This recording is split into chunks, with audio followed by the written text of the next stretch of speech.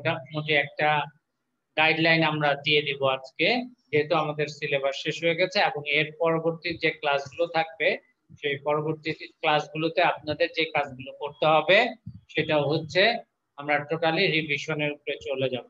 ঠিক আছে, আজকেও চলে যেতে পারি, দেখা যাক এখন কতদূর কি হয়।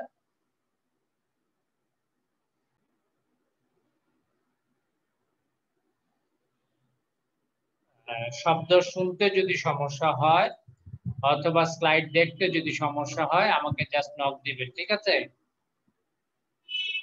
শব্দ এবং স্লাইড শুনতে কি কোনো সমস্যা আছে? একজন বলেন। রত্না? জি না স্যার। আচ্ছা, স্লাইড দেখতে পাচ্ছেন তো? হ্যাঁ স্যার।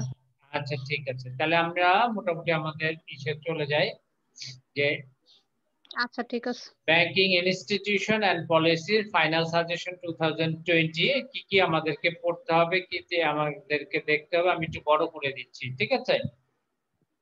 চ্যাপ্টার 1 এর কোন কোন জায়গাগুলো আমরা খুব ভালো করে ফোকাস করেছি বা কোন কোন কোশ্চেন গুলো একটু ভালো করে পড়বো সেটা সম্পর্কে টোটালি একটা গাইডলাইন। এবং খুব ভালো করে আমাদের যেটা মনে রাখতে হবে, যেহেতু এটা মাস্টার্স, এটা একটু ক্রিয়েটিভ কিছু কোশ্চেন আছে, সব গদগদা কোশ্চেন আসে না। সেক্ষেত্রে যেই চ্যাপ্টারটা আমি পড়বো সেই চ্যাপ্টারটা একদম ভালো করে আমাকে পড়তে হবে। যদি সেই চ্যাপ্টার আমি ভালো করে না পড়ি তাহলে কি হবে, তাহলে বোঝা যাবে না, যে কোনো কোশ্চেন আমি অ্যান্সার ওইভাবে ফ্রুটফুলি করতে পারবো না।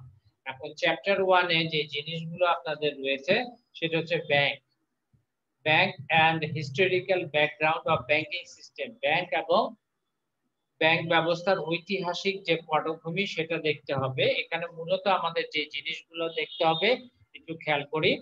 ব্যাংক কাকে বলে, ব্যাংক ব্যবস্থার উৎপত্তি দেখতে হবে, বিভিন্ন ব্যাংকিং হাতিয়ার এবং উপাদানের সংজ্ঞা দেখতে হবে। তারপরে where was the first bank established, কোথায় প্রথম ব্যাংক এস্টাবলিশড হয়েছিল, হোয়াট ইজ ব্যাংকার, ব্যাংকার বলতে কি বুঝো, হোয়াট ইজ ফাইন্যান্সিয়াল ইন্টারমিডিয়েশন, আর্থিক মধ্যস্থতাকারী বলতে কি বোঝায়, হোয়াট ইজ ফাইন্যান্সিয়াল প্রোগ্রেস, অর্থনৈতিক উন্নতি বলতে কি বোঝায়, হোয়াট ইজ ফাইন্যান্সিয়াল রিপ্রেশন, এটা খুব ইম্পর্টেন্ট। ফাইন্যান্সিয়াল রিপ্রেশন প্রায় আসে, ঠিক আছে, ফাইন্যান্সিয়াল রিপ্রেশন প্রায় আসে। তো আমাদের প্রথম যে চ্যাপ্টারটা যেটা আছে, প্রথমে আমাদেরকে দেখতে হবে টপিকস ধরে ধরে পড়তে হবে যে টপিকসে আমার কি আছে এবং কোন জিনিসগুলো আমি দেখব, ঠিক আছে? টপিকসে আমার কি আছে এবং কিভাবে আমি জিনিসগুলো দেখব। তো প্রথমে আমাদেরকে যেটা দেখতে হবে যে ব্যাংকের সংজ্ঞা দেখতে হবে, ব্যাংক ব্যবস্থার উৎপত্তি বা উদ্ভব দেখতে হবে। এক্ষেত্রে ব্যাংক ব্যবস্থার উৎপত্তি বা উদ্ভবের ভিতরে দুটো জিনিস চলে আসে, একটা হচ্ছে বাণিজ্যিক ব্যাংকের উদ্ভবের ইতিহাস আর একটা হচ্ছে কেন্দ্রীয় ব্যাংকের উদ্ভবের ইতিহাস, ঠিক আছে? এই দুটোই আমাদেরকে খুব ভালো করে দেখতে হবে। এরপরে হচ্ছে বিভিন্ন ব্যাংকের হাতিয়ার বা উপাদানের সংজ্ঞা, বিভিন্ন বিভিন্ন ব্যাংকের হাতিয়ার বা উপাদানের যে সংজ্ঞা রয়েছে সেটাও আমাদেরকে খুব ভালো করে দেখতে হবে, ঠিক আছে? এছাড়া খুব ইম্পর্টেন্ট কোশ্চেন যে আধুনিক ব্যাংক ব্যবস্থার প্রকৃতি এবং কার্যাবলী, আধুনিক ব্যাংক ব্যবস্থার প্রকৃতি এবং কার্যাবলী সেটাও আমাদেরকে ভালো করে দেখতে হবে যে ব্যাংক ব্যবস্থার প্রকৃতি এবং কার্যাবলী। এরপরে আমরা চলে যাব ব্যাংক এবং অপরাপর অব্যাংক মধ্যবর্তী আর্থিক প্রতিষ্ঠানের মধ্যে তুলনা। এগুলো ক্লাসে আমি খুব ভালো করে পড়িয়েছি, ঠিক আছে? ব্যাংক এবং অব্যাংক, অপরাপর অব্যাংক মধ্যবর্তী আর্থিক প্রতিষ্ঠানের মধ্যে তুলনা, এটা খুব ভালো করে দেখতে হবে। এরপরে আসেন শাখা ব্যাংক এবং একক ব্যাংক কি। শাখা ব্যাংক, আমি আবার বলছি, শাখা ব্যাংক এবং একক ব্যাংক কি, শাখা ব্যাংক এবং একক ব্যাংকের মধ্যে পার্থক্যগুলো আমাদেরকে দেখতে হবে। বাংলাদেশে শাখা ব্যাংক এবং একক ব্যাংক কোনটি বাংলাদেশের জন্য বেশি উপযোগী, এটা কিন্তু প্রায় আসে। হ্যাঁ, which one between branch and unit banking is more suitable, কোনটা আমাদের মধ্যে বেশি উপযোগী, বাংলাদেশের শাখা ব্যাংক ব্যবস্থা গড়ে ওঠার কারণ। আর সবচেয়ে ইম্পর্টেন্ট কোশ্চেন হচ্ছে what is financial intermediation. What is financial intermediation, আর্থিক মধ্যস্থতাকারী প্রতিষ্ঠান বলতে কি বুঝো? ঠিক আছে, পুঁজি গঠনে আর্থিক মধ্যস্থতাকারী প্রতিষ্ঠানের ভূমিকা। এরপরে চলে আসেন বাংলাদেশের আর্থিক ব্যবস্থার বিবরণ। বাংলাদেশের আর্থিক ব্যবস্থার বিবরণ। তারপরে আছে what is financial repression. Financial repression বলতে আর্থিক দমনের যে ধারণা সেটা। এবং সঞ্চয় বিনিয়োগ, এই যে এটা 4 number question, because of financial repression equilibrium does not exceed in savings investment and economic growth, what do you think? সঞ্চয় বিনিয়োগ ও প্রবৃদ্ধির উপর আর্থিক দমনের যে প্রভাব, সঞ্চয় বিনিয়োগ এবং প্রবৃদ্ধির উপরে আর্থিক দমনের যে প্রভাব, সেই প্রভাবটা ব্যাখ্যা করতে হবে। এবং লাস্ট কোশ্চেন যেটা, আর্থিক দমন নীতি এবং আর্থিক উদারীকরণ নীতি, financial liberation and financial repression, এই দুইটার মধ্যে পার্থক্য। ঠিক আছে, এটা পড়লে মোটামুটি আমাদের ফার্স্ট চ্যাপ্টার কিন্তু কভার হয়ে যাবে। বারবার বলছি একটু ভালো করে, যদি বই সামনে থাকে আপনারা মনোরঞ্জন দে স্যারের বইটা হাতে দেন, ওখান থেকেই আমি দিয়ে দিচ্ছি। যেগুলো দিচ্ছি সেগুলো খুব ভালো করে বাসায় বসে বসে এই বন্ধের ভিতরে, যেহেতু কোনো কাজ কারবার নাই আমাদের, তো এই বন্ধের ভিতরে আপনাদের এই জিনিসগুলো ঠিকঠাক মতো দেখে শুনে পড়ে ফেলতে হবে। কেননা আমরা আশা করছি যখনই খুলবে, হয়তো খোলার পরপরই ন্যাশনাল ইউনিভার্সিটি পরীক্ষা দিয়ে দিতে পারে। এখন সেটা হচ্ছে টোটালি আনঅফিসিয়ালি কথা। তারপরও আমাদেরকে আমাদের অবস্থান থেকে সবসময় কি থাকতে হবে, প্রস্তুত থাকতে হবে যে কোন সময় পরীক্ষা কি হয়, শুরু হয়ে যায়। ঠিক আছে, তো সেই অবস্থা থেকে আমাদেরকে নিজ নিজ অবস্থান থেকে কেয়ারফুল থাকতে হবে। সো আমরা এখন চ্যাপ্টার 2 তে চলে যাই। চ্যাপ্টার 2 আছে, চ্যাপ্টার 2 হচ্ছে কমার্শিয়াল ব্যাংক। ঠিক আছে, কমার্শিয়াল ব্যাংক, বাণিজ্যিক ব্যাংক। এখানে প্রথমে আমাকে পড়তে হবে যে বাণিজ্যিক ব্যাংকের যে সংজ্ঞা, বাণিজ্যিক ব্যাংকের সংজ্ঞাটা আমাদেরকে জানতে হবে। বাণিজ্যিক ব্যাংকের যে উদ্ভব, সেই উদ্ভব কিভাবে বাণিজ্যিক ব্যাংকের উদ্ভব ঘটে সেটা জানতে হবে। বাণিজ্যিক ব্যাংকের বহুধাকরণ পরিবর্তনশীল ভূমিকা, সেটা নিয়ে আমাদের কাজ করতে হবে। আর সবচেয়ে বেশি ইম্পর্টেন্ট যে definition of balance sheet 2 number, বাণিজ্যিক ব্যাংকের উদ্বৃত্তপত্র।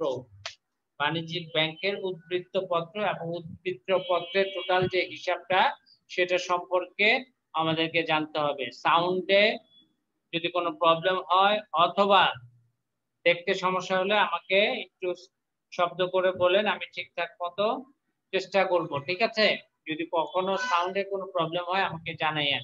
চ্যাট বক্স ওপেন আছে, আদার্স কোনো প্রবলেম থাকলে জাস্ট জানিয়ে দেন, আমি সেভাবে কাজটা করতে পারবো ইনশাআল্লাহ। আর উদ্বৃত্ত যে পত্র রয়েছে, উদ্বৃত্ত পত্রে হচ্ছে দুইটা দিক রয়েছে, একটা দায়ের দিক, একটা হচ্ছে পাওনার দিক। সবসময় দায় এবং পাওনা অ্যাসেটস সমান সমান লাইবিলিটি হয়। সো দায়ের যে দিকগুলো আছে সেগুলো সম্পর্কে আমাকে জানতে হবে, যেমন মূলধন, মজুদ, আমানত, পরিবহন প্রভৃতি। এবং সম্পদের যে দিকগুলো আছে, নিজস্ব অর্থ, কেন্দ্রীয় এবং অন্যান্য ব্যাংকের জমা, তারপরে হচ্ছে স্বল্পমেয়াদী নোটিশে প্রাপ্ত ঋণ, বাট্টাকৃত ঋণ, বিনিয়োগ, আগাম হুন্ডি শিকারের জন্য গ্রাহকদের দেনা, এটা জানতে হবে। ঠিক আছে, খুব ভালোভাবে আমাদেরকে করতে হবে। এরপরে আসি বাণিজ্যিক ব্যাংকের দীর্ঘমেয়াদী ঋণ প্রদান করা উচিত কিনা। বাণিজ্যিক ব্যাংক সাধারণত স্বল্পমেয়াদী ঋণ প্রদান করে, দীর্ঘমেয়াদী ঋণও প্রদান করে, তবে বাণিজ্যিক ব্যাংক দীর্ঘমেয়াদী ঋণটাই বেশি প্রদান করে থাকে। এরপর আসি বাণিজ্যিক ব্যাংকের যে পোর্টফোলিও, সেই পোর্টফোলিও সম্পর্কে আমাদের টোটালি ধারণা থাকতে হবে। Cash refund, what do you mean by capital, মূলধন বলতে কি বুঝো, research fund, demand deposit, cash in hand, discount bill, বাট্টার হার, পোর্টফোলিও। বাণিজ্যিক ব্যাংকের যে পোর্টফোলিও, এই পোর্টফোলিওর ধারণা সম্পর্কে আমাদেরকে ইলাবোরেটলি জানতে হবে যে বাণিজ্যিক ব্যাংকের কেন পোর্টফোলিও ম্যানেজমেন্টের সাথে সংযুক্ত। বাণিজ্যিক ব্যাংকের পোর্টফোলিও যে নীতিটা আছে সেই নীতি সম্পর্কে জানতে হবে। ঠিক আছে, বোঝা যাচ্ছে? না বুঝলে আমাকে নক দিয়েন। এছাড়াও রয়েছে what do you mean by anticipated income বলতে কি বোঝাও? Define primary and secondary research. Primary এবং সেকেন্ডারি রিসার্চ বলতে কি বুঝো? Define authorised capital, issued capital, subscribe capital, paid up capital, পরিশোধিত মূল্য, মানে ক্যাপিটাল যে বিভিন্ন ধরন, এই ধরনগুলো সম্পর্কে আমাদের খুব ভালো একটা ধারণা থাকতে হবে। What is mean by credit analysis, ঋণ বিশ্লেষণ বলতে কি বুঝো? Define credit multiplier, credit multiplier, multiplier মানে গুণক, ঋণ গুণক বলতে কি বুঝো? Write down the three principal of commercial bank, commercial ব্যাংকের যে তিনটা মূলনীতি আছে সেই মূলনীতি সম্পর্কে আমাদের বিশদভাবে জানতে হবে। What are the liquid assets of commercial bank, commercial ব্যাংকের যে তারল্য সম্পদ আছে সেই তারল্য সম্পদটা কি? আর 11 নাম্বার কোশ্চেনে যেটা দিয়েছি, define credit risk or credit creation. So credit risk বা ক্রেডিট ক্রিয়েশন, বাণিজ্যিক ব্যাংকের যে বহুগুণিতক ঋণ সৃষ্টি, এই ঋণ সৃষ্টিটা কি? এবং বহুগুণিতক ঋণ সৃষ্টি প্রায় আমাদের কিন্তু আসে। ঠিক আছে, এছাড়াও মূলধনের পর্যাপ্ততার ভিত্তিতে পর্যাপ্ততা নিরূপণে বিভিন্ন অনুপাত রয়েছে, সেটা আমাদেরকে ভালোভাবে দেখতে হবে। ঠিক আছে, এরপর আছে briefly explain the growth of commercial bank, এটা বলেছি। Why does commercial bank provide long term credit, এটাও বলেছি। What does commercial bank need adequate capital, পর্যাপ্ত মূলধন কেন তাদের প্রয়োজন। Discuss the causes of different interest rate on different loan, বিভিন্ন ধরনের লোনে বিভিন্ন ধরনের ইন্টারেস্ট রেট কেন অ্যাপ্লাই হয়। What are the instrument of commercial bank credit system, commercial ব্যাংকের এরা যে ক্রেডিট দিবে সেই ক্রেডিটের ঋণ দিবে, ঋণের সিস্টেম গুলো কি কি, হাতিয়ার গুলো কি কি। Explain the importance of loan policy of commercial bank, commercial bank যে লোন দেয়, ঋণ যে নীতি দেয় সেই ঋণ নীতিটা গুরুত্ব ব্যাখ্যা করতে বলবে। Which factors influence the commercial banks credit policy, commercial ব্যাংকের ক্রেডিট যে পলিসি হচ্ছে এই পলিসির ক্ষেত্রে কোন কোন উপাদান বা উপকরণ গুরুত্বপূর্ণ ভূমিকা রাখে। Explain the determinants of creation multiply, এটা আগে বলেছি। ঠিক আছে, আর ব্রড কোশ্চেনে যে জিনিসগুলো দেখতে হবে, explain the changing role of commercial bank on economy, মানে বাণিজ্যিক ব্যাংকের ভূমিকা সেটা মূলধন গঠনে হোক, সেই ক্ষেত্রেও দেখা যায়। ডিসকাস দি ব্যালেন্স শিট, এটা বলেছি, এটা খুব ভালো করে পড়বেন আপনারা। 2 নাম্বার বাণিজ্যিক ব্যাংকের উদ্ধৃত পত্র, এটা বড় কোশ্চেন আকারে পড়বেন। বড় কোশ্চেন আকারে যদি চলে আসে আলহামদুলিল্লাহ, যদি ছোট কোশ্চেন আকারে আসে তাহলে লিখতে পারবেন।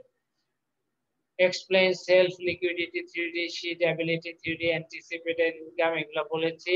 এক্সপ্লেইন দি মাল্টিপল ক্রেডিট ক্রিয়েশন 2 এবং 4 খুব ইম্পর্টেন্ট, এখানে মাল্টিপল ক্রেডিট ক্রিয়েশন খুব ইম্পর্টেন্ট, বাণিজ্যিক ব্যাংকের বহুগুণিত ঋণ সৃষ্টি। Discuss the various ratio of measuring the adequacy of bank capital, মূলধনের যে অনুপাত রয়েছে সেই অনুপাতের ভেরিয়াস যে রেশিও গুলো আছে, রেশিও গুলো আমি একটু বলে দিই তাহলে আপনাদের জন্য সুবিধা হবে। বাণিজ্য ratio measuring adequacy of capital, একটা হচ্ছে মোট মূলধন মোট আমানতের অনুপাত। নাম্বার 2 ঝুঁকিপূর্ণ সম্পদ অনুপাত, শেয়ার মালিকদের ইকুইটি ও মোট সম্পদের অনুপাত, ইকুইটি মূলধন পদ্ধতি অনুপাত, মোট মূলধন পদ্ধতির অনুপাত, ঋণ এবং মোট মূলধনের গুণিতক, মূলধন ও সম্পদ অনুপাত, মোট অনুপাত পদ্ধতি। Discuss the function of bank research, explain the credit multiplier, what are the limitation of credit ক্রিয়েশনের যে লিমিটেশন আছে বহুগুণিত ঋণ সৃষ্টি সেটা ডিসকাস দিয়ে, এটা তো বললামই। সো চ্যাপ্টার 1 এবং 2 যেভাবে বললাম ঠিক সেভাবে আপনারা পড়ে নিজেদের জন্য প্রস্তুত করে ফেলুন। আর চ্যাপ্টার 3 আছে সেন্ট্রাল ব্যাংক, কেন্দ্রীয় ব্যাংক। কেন্দ্রীয় ব্যাংকটা খুব ভালো করে পড়ানো হয়েছে,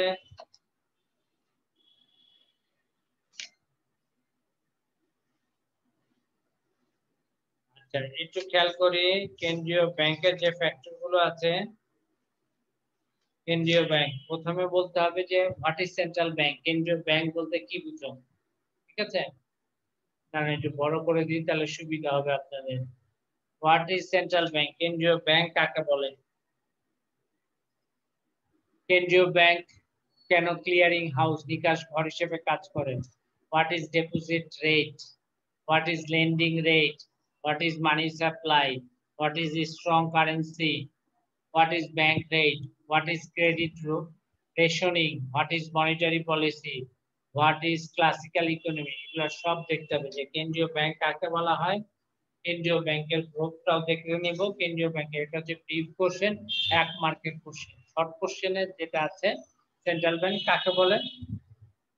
What is the difference between central bank and commercial? এই কোশ্চেনটা প্রায় আসে। Number 2, what is the difference between central bank and commercial bank? Central bank এবং কমার্শিয়াল ব্যাংকের মধ্যে পার্থক্য।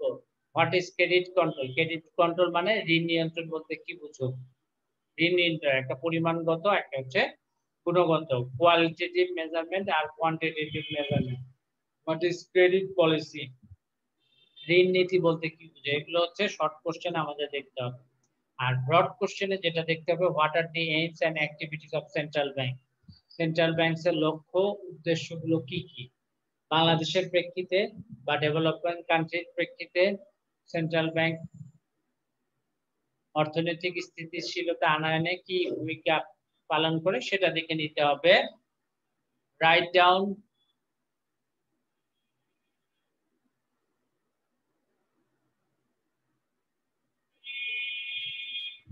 write down the contribution of central bank to control inflation and stabilize the price level. তো খেয়াল করি সেন্ট্রাল ব্যাংকের অন্যতম নীতি হচ্ছে মুদ্রাস্ফীতি কন্ট্রোল করা। মুদ্রাস্ফীতি বলতে কি বোঝায়? এই মুদ্রাস্ফীতিটাকে কন্ট্রোল করা। প্রাইস লেভেল বেড়ে যাচ্ছে, এই প্রাইস লেভেলটা কিভাবে কমিয়ে আনবে সেটার কাজ কিন্তু সেন্ট্রাল ব্যাংকের। ঠিক একই ভাবে স্টেবিলাইজ দি প্রাইস লেভেল, তার মানে কি মূল্য স্তরে স্থিতিশীলতা রক্ষার জন্য কি করতে হবে? সেন্ট্রাল ব্যাংক কি কি পদক্ষেপ গ্রহণ করে সেই পদক্ষেপগুলা নিতে হবে। যদি ইজ দেয়ার এক্সিবিট ইনফ্লেশন, যদি ইনফ্লেশন থাকে, ইনফ্লেশন থাকলে কি হবে? আপনাদের চোখের সামনে জিনিসটা ভিশন থাকতে হবে, ভিশনারি থাকতে হবে, দেখতে হবে। ইনফ্লেশন মানে কি? ক্রমাগতভাবে দ্রব্যের দামটা কি হচ্ছে? বেড়ে যাচ্ছে। ক্রমাগতভাবে দ্রব্যের দাম কি হচ্ছে? বেড়ে যাচ্ছে। তাহলে কি হবে? দ্রব্যের দাম কমাতে হবে। দ্রব্যের দাম যদি কমাতে হয়, দ্রব্যের দাম বাড়ে কেন সেটা আগে জানতে হবে। দ্রব্যের দাম কি জন্য বাড়ছে? মূলত মানুষের ইনকাম বেশি, চাহিদা বেশি। তার মানে কি ইনকামটা কমাইতে হবে। ইনকাম কি কমানো যাবে? আমি বললাম ভাই আজকে তোর বেতন 5,000 টাকা, যেহেতু ইনফ্লেশন বাজারে, তাহলে তোর বেতন 2,000 দিবে, এটা হবে? কখনোই না। তাহলে সেক্ষেত্রে টেকনিক্যাল ওয়ে আমাদেরকে অ্যাপ্লাই করতে হবে। কি টেকনিক্যাল ওয়ে অ্যাপ্লাই করতে হবে? অ্যাপ্লাই করতে হবে, ওকে বলতে হবে যে ঠিক আছে, যেহেতু মানুষের হাতে টাকাটা খুব বেশি, সেন্ট্রাল ব্যাংক কি করবে? সেন্ট্রাল ব্যাংক বাণিজ্যিক ব্যাংকে কি দিবে? বাণিজ্যিক ব্যাংকের কাছে কি ইস্যু করবে? বন্ড ইস্যু করবে। হ্যাঁ, বন্ড ইস্যু করলে কি হবে? বন্ড যখনই বাণিজ্যিক ব্যাংকে ইস্যু করলো, বাণিজ্যিক ব্যাংক বাণিজ্যিক ব্যাংক থেকে টাকা কোথায় চলে গেল? সেন্ট্রাল ব্যাংকে। সো বাণিজ্যিক ব্যাংকের ঋণদান ক্ষমতা কমে গেল। ঠিক একই ভাবে যখন জনগণের কাছেও তো বিক্রি করা হবে, বন্ড বিক্রি করা হবে, তখন টাকাটা কোথায় চলে আসবে? সেন্ট্রাল ব্যাংকে চলে আসবে। তাহলে মানে কি মানুষের হাতের টাকা টেকনিক্যালি কোথায় চলে আসলো? কেন্দ্রীয় ব্যাংকে। ঠিক অ্যাজ ওয়েল অ্যাজ বাণিজ্যিক ব্যাংক থেকেও টাকা কোথায় চলে আসলো? সেন্ট্রাল ব্যাংকে। তাহলে মানুষের হাতে টাকা কমে গেল। আর টাকা যদি কমে, মানুষের চাহিদাও কমবে, অ্যাগ্রিগেট ডিমান্ড বামে শিফট করবে, প্রাইস লেভেল কমে আসবে, ইনফ্লেশনটা কন্ট্রোল হয়ে যাবে। এটাকে কি বলা হয়? এটা বলা হয় কন্ট্রাকশনারি মনিটারি পলিসি। এটাকে বলা হয় কন্ট্রাকশনারি। তো এখানে যে 4 ধরনের মনিটারি পলিসি আছে, সরি 4 ধরনের, 3 ধরনের। একটা নিউট্রাল মনিটারি পলিসি, একটা হচ্ছে এক্সপ্যানশনারি মনিটারি পলিসি, আর একটা হচ্ছে কন্ট্রাকশনারি মনিটারি পলিসি। তিনটাই পড়তে হবে। ঠিক একই ভাবে আমার ফিসক্যাল পলিসি আছে সেগুলো আমাদেরকে দেখে নিতে হবে। ঠিক আছে, how does central bank control credit, এটা এইমাত্র ব্যাখ্যা করে দিচ্ছে। Differentiate bank rate and open market policy to credit control, খুব ইম্পর্টেন্ট। ব্যাংক হার বলতে কি বুঝো এবং খোলা বাজার নীতি, এই দুই নীতির সাহায্যে কিভাবে ক্রেডিট কন্ট্রোল করে, সেই কন্ট্রোলটা আমাদের ইকোনমিক গ্রোথের ক্ষেত্রে কি ভূমিকা পালন করে সেটা খুব ইম্পর্টেন্ট। তো describe the effectiveness of credit control system in developing countries like Bangladesh, বাংলাদেশের ক্ষেত্রে যে ক্রেডিট কন্ট্রোল নীতিটা রয়েছে সেই নীতিটা কতটুকু এবং কিভাবে কাজ করে সেটা একটা ব্যাখ্যা যাবে। সো এই ক্ষেত্রে আমাদের এই কাজগুলো খুব ভালো করে করতে হবে। ঠিক আছে, তো কেন্দ্রীয় ব্যাংক, এখান থেকে বোর্ডে কোশ্চেন আসে। আপনাদের এই কোশ্চেনটা খুব ভালো করে এই চ্যাপ্টারটা কিন্তু শেষ করতে হবে, আদারওয়াইজ আপনারা পারবেন না। বিশেষ করে ঋণ নিয়ন্ত্রণ পদ্ধতিটা বলেছি, এরপরে বলেছি ব্যাংক আর খোলা বাজার নীতি, এগুলো খুব ভালো করে পড়বো।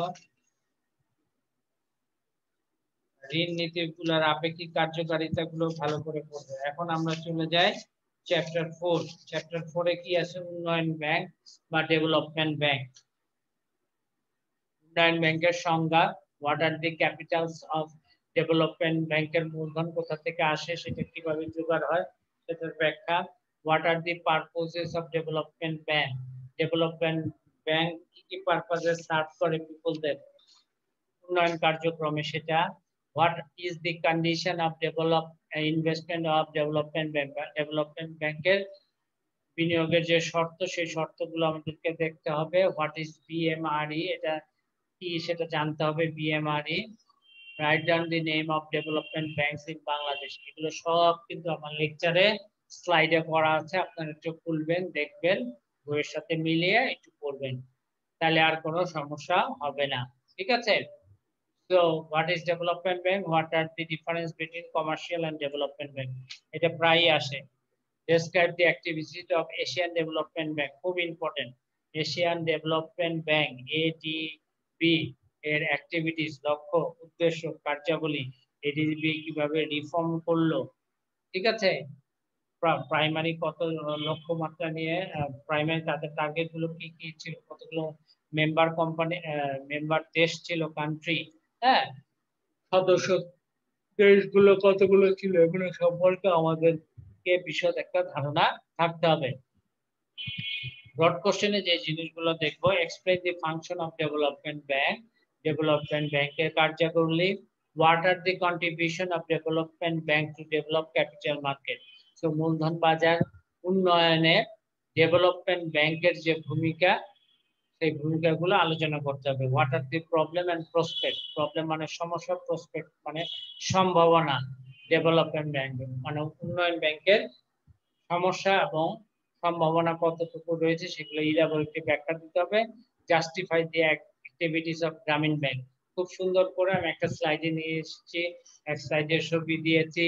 গ্রামীণ ব্যাংকের পায়োনিয়ার কে, লক্ষ্য কি, উদ্দেশ্য কি, ক্রেডিট কন্ট্রোল কিভাবে করে, মাইক্রো ক্রেডিট, খুব ভালো করে আমি এটা ব্যাখ্যা দিয়েছি। এগুলো আপনাদেরকে খুব ভালো করে দেখতে হবে, শুনতে হবে এবং পড়তে হবে, শুধু দেখলেই হবে না, ভালো করে আপনাদেরকে পড়তে হবে। ঠিক আছে, এরপরে চলে আসি chapter 5, specialised and non bank financial institution. তো what is specialised bank? Specialised bank বলতে কি বুঝবো? What is specialised bank? বিশেষায়িত আর্থিক প্রতিষ্ঠান। What is specialised bank? What is industrial bank called specialized bank? What is microcredit? What is mutual fund? What is the purpose of Grameen Bank? What is insurance bima? এগুলো সব দেখতে হবে। আর short কোশ্চেনে আপনাদেরকে যেটা দেখতে হবে যে what is specialized bank, এটা তো দেখবেন। Describe the role of non-bank financial institution in developing country like Bangladesh.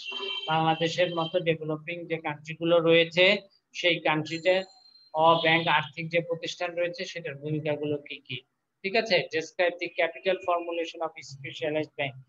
Specialised ব্যাংকের মূলধন গঠনের যে উৎসগুলো রয়েছে সেই উৎসগুলো সম্পর্কে ধারণা থাকতে হবে। এগুলো কি সরকার দেয় না বিদেশ থেকে আসে? সরকার দিলে কোন কোন ক্ষেত্র থেকে আসে? না জনগণের থেকে সংগ্রহ করা হয়। টোটালি একটা ক্লিয়ার কাট ধারণা আপনাদেরকে থাকতে হবে। কথা শোনা যাচ্ছে তো? বুঝতে পারতেছেন তো সবাই? হ্যাঁ, যদি বোঝা না যায় আমাকে বললেন। কোন জায়গায় যদি প্রবলেম হয়, হ্যাঁ, সাথে সাথে আমাকে একটু নক দিন যে স্যার এই জায়গায় বুঝতে পারছি না। বোঝা গেছে? একজন রেসপন্স করেন। আচ্ছা, জি স্যার, বোঝা হ্যাঁ, what are the differences between microcredit and traditional credit? Microcredit এবং ট্রেডিশনাল ক্রেডিট। ট্রেডিশনাল মানে গতানুগতিক যে ঋণ দেয়, মাইক্রো ক্রেডিট মানে ক্ষুদ্র ঋণ দেয়। এই দুইটার মধ্যে কি ডিফারেন্স আছে সেই ডিফারেন্স গুলোর আমাদেরকে জানতে হবে। রাইট, বানানটা একটু ভুল আছে, ঠিক করে নিন আপনারা। ঠিক আছে?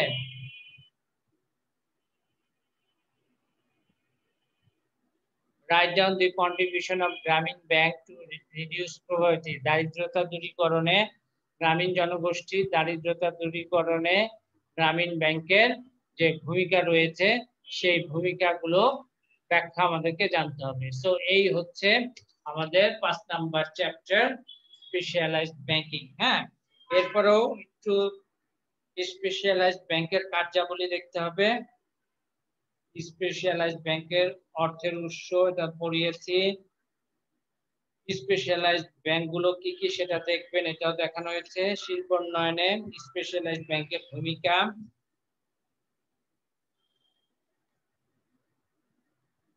গ্রামীণ অর্থ সংস্থান এটা তো বললাম। মার্চেন্ট ব্যাংক দেখতে হবেন, মার্চেন্ট ব্যাংকগুলো কি কি, ক্ষুদ্র ঋণ এটাও দেখছেন। গ্রামীণ দরিদ্র জনগোষ্ঠীর কর্মসংস্থান এবং দারিদ্রতা লাঘবে গ্রামীণ ব্যাংকের ভূমিকা এটাও বলেছি। এরপরে চলে আসি চ্যাপ্টার 6। চ্যাপ্টার 6 এ আমরা চলে আসি chapter what is money market. Money market বলতে কি বোঝায়? ক্যাপিটাল মার্কেট মূলধন বাজার বলতে কি বোঝায়? স্টক এক্সচেঞ্জ বলতে কি বোঝায়? শেয়ার মার্কেট বলতে কি বোঝায়? What is primary share? Primary share IPO মানে ইনিশিয়াল পাবলিক অফারিং, সেটা বলতে কি বোঝায়? বন্ড কাকে বলে? ডিবেঞ্চার বলে কাকে বলে? এসইসি বলতে কি বোঝায়? Security exchange commission. What is equity?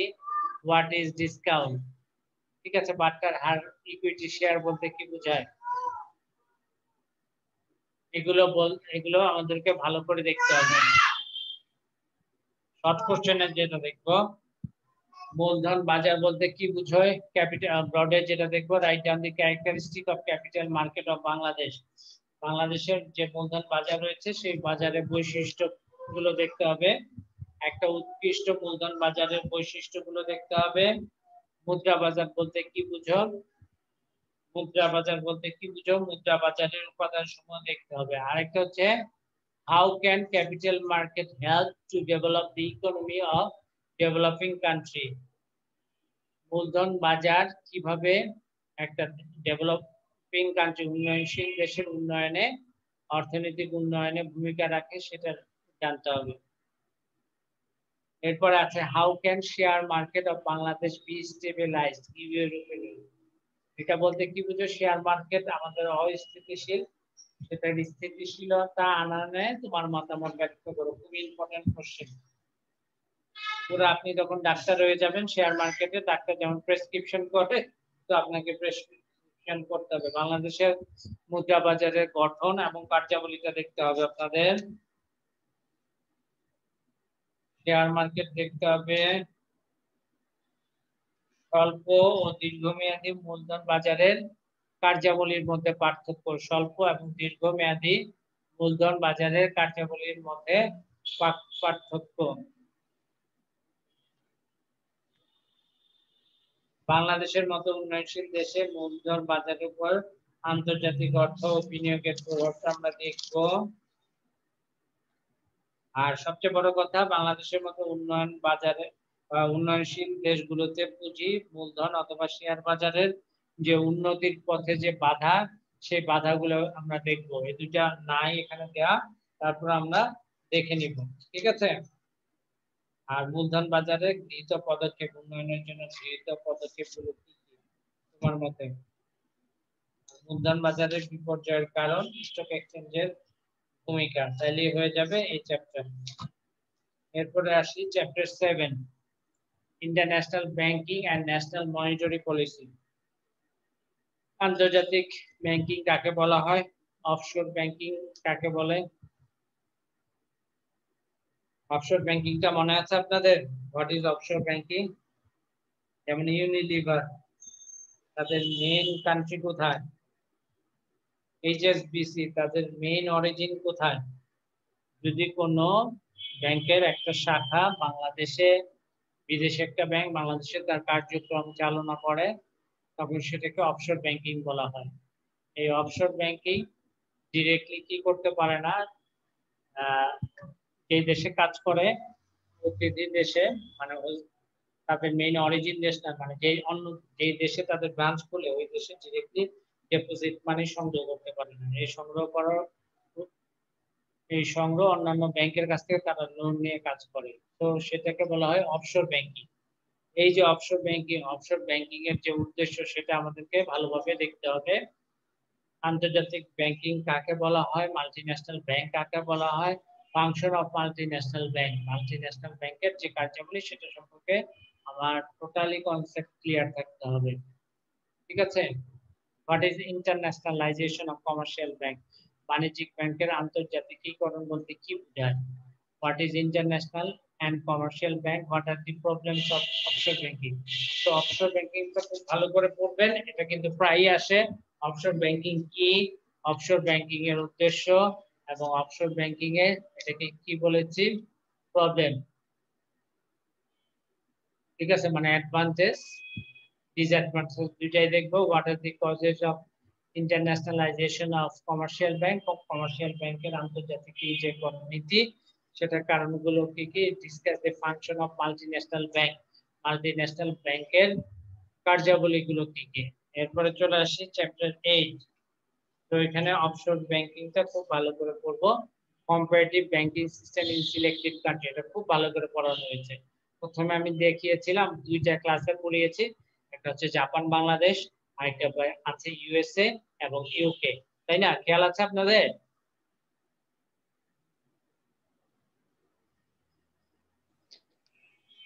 G sir, মনে আছে স্যার, একটা এক্সট্রা ক্লাসও নিয়েছিলেন। হ্যাঁ, সো এই যে জাপান বাংলাদেশ এবং ইউএসএ আর ইউকে, এটা খুব ইম্পর্টেন্ট চ্যাপ্টার। এখান থেকে দুইটা কোশ্চেনই থাকে, কারণ চারটা সিলেক্টিভ কান্ট্রির ভিতরে আপনি জাপান এবং বাংলাদেশ প্লাস ইউএসএ এবং ইউকে, এই দুইটা খুব ভালো করে কম্পারেটিভ অ্যানালাইসিস করে কিন্তু পড়তে হবে। অনেক সময় আসে জাপানি ব্যাংক ব্যবস্থা থেকে বাংলাদেশে কি শিক্ষণীয় আছে, অথবা বাংলাদেশের ব্যাংক ব্যবস্থা ইউএস এর ব্যাংক ব্যবস্থার সাথে কতটুকু মিল অমিল, এইভাবে কম্পারেটিভ। ডিরেক্ট বলবে না যে ব্যাংক ব্যবস্থা বলতে কি বুঝো, ব্যাপারটা বোঝা গেছে? সো এখান থেকে যে জিনিসগুলো পড়বেন, যে ইংল্যান্ডের central bank, USA central bank, জাপানের সেন্ট্রাল ব্যাংক, বাংলাদেশের সেন্ট্রাল ব্যাংক, একটা আরেকটার সাথে কোনটা থেকে কি শিক্ষণীয় আছে।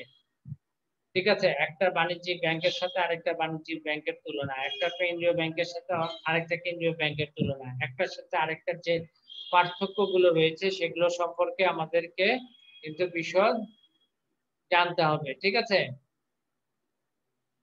So what are the difference between Federal Reserve System and Federal এবং Bank of England, USA এবং UK? What are the main features Japanese banking system compared to commercial USA এবং UK? এখানে কিন্তু কি কম দেয়া আছে, কি জানি বলে কোশ্চেন। পুরো স্লাইড আমার ফলো করবেন, স্লাইডের টোটাল কোশ্চেন গুলো কিন্তু আমি আলোচনা করেছি। ঠিক আছে? তো স্লাইড থেকেই ইনশাআল্লাহ আপনারা ন্যাশনাল ইউনিভার্সিটির মাস্টার্সে পেয়ে যাবেন আশা করছি। তো ওই দুইটা চ্যাপ্টারে টোটাল যে স্লাইড গুলো আছে, স্লাইড গুলো ডিরেক্টলি মুখস্থ করে ফেলবেন। ঠিক আছে? আর আমি যে বই দুটো ইউজ করছি সেটা হচ্ছে মনোরঞ্জন স্যারের বই এবং কায়সার সাবেরিন শোভন এর বই। এই দুইটা চ্যাপ্টার আমরা খুব ভালো করে দেখেছি। ঠিক আছে? এখন চ্যাপ্টার 9 এ যেটা বলেছি, দি issue in international finance, IMF দেখেছি, এডিবি দেখেছি, ওয়ার্ল্ড ব্যাংক দেখেছি। আইএমএফ এর কাকে বলে, লক্ষ্য উদ্দেশ্য, আইএমএফ কার্যাবলী, অর্থনৈতিক উন্নয়নে আইএমএফ এর ভূমিকা। ঠিক একইভাবে এডিবি কি, এডিবির এশিয়ান ডেভেলপমেন্ট ব্যাংকের লক্ষ্য কি ছিল, উদ্দেশ্য কি ছিল, কতগুলো কান্ট্রি নিয়ে এডিবি গঠিত হয়, এবং অর্থনৈতিক উন্নয়নে এডিবি এর ভূমিকা। আর ওয়ার্ল্ড ব্যাংক কি, ওয়ার্ল্ড ব্যাংকের বর্তমান প্রেসিডেন্ট কতটুকু, সে ইউকোশো নাগাহিতো। ঠিক আছে, তো এগুলার লক্ষ্য, উদ্দেশ্য, কার্যাবলী, অর্থনৈতিক উন্নয়নের ভূমিকা, এগুলো পড়ে ফেলবেন। এই চ্যাপ্টারটা সোজা, the issue in international finance. এবং লাস্ট চ্যাপ্টারে আমি চলে আসছি, chapter 10, nationalisation of bank and banking reform. এটা খুবই ইম্পর্টেন্ট একটা চ্যাপ্টার।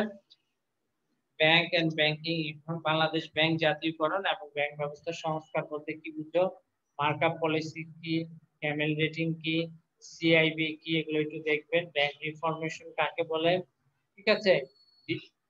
এরপর হচ্ছে justify the step taken to reform banking system, কত সালে থেকে রিফর্ম হচ্ছে, 1990 থেকে 1995। তারপরে আছে তারপরে আসছে what are the obstacle, what are the obstacles to reform banking system in Bangladesh? Banking system reform, সংস্কারের আমাদের কি কি বাধা আছে, সেই বাধাগুলো। describe the steps taken by government to reform banking system in Bangladesh. So banking সিস্টেমের সংস্কারের ক্ষেত্রে সরকারের যে ভূমিকা, সেই ভূমিকা এবং পদক্ষেপ, যে মূল্যায়ন, সেই মূল্যায়ন। এটাও আমি আরো কিছু অ্যাড করেছি আমাদের লাস্ট লেকচারে। সো স্লাইড থেকে একটু দেখে নেব যে ব্যাংকিং খাতের ভূমিকা, ঠিক আছে। আর্থিক খাতে সরকারের গৃহীত পদক্ষেপগুলো কি কি, সেই পদক্ষেপের মূল্যায়নগুলো দেখব।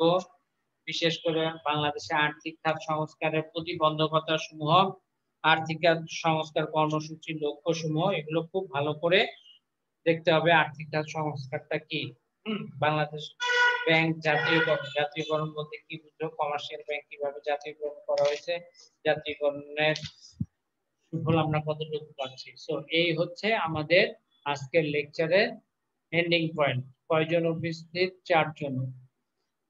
আচ্ছা, ঠিক আছে। আর কারো যদি কোনো কোশ্চেন থাকে, কোশ্চেন করতে পারেন। কোনো কিছু বুঝতে সমস্যা হলে কোশ্চেন করতে পারেন। আর নেক্সট ক্লাস থেকে আমরা মোটামুটি রিভিশনে চলে যাব, চ্যাপ্টার 1 থেকে রিভিশন করব নেক্সট ক্লাস থেকে, ঠিক আছে? জি স্যার। কারো কোনো সমস্যা আছে? আওয়াল ভাই, সমস্যা আছে আপনার?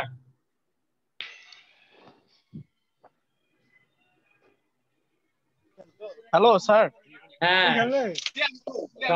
সমস্যা আছে? সমস্যা নাই। আচ্ছা, বুঝতে পারছেন তো? বোঝা গেছে? হ্যালো। হ্যাঁ, বোঝা গেছে? হ্যাঁ স্যার। যাক, আলহামদুলিল্লাহ। নিশা বোঝা গেছে? নিশা,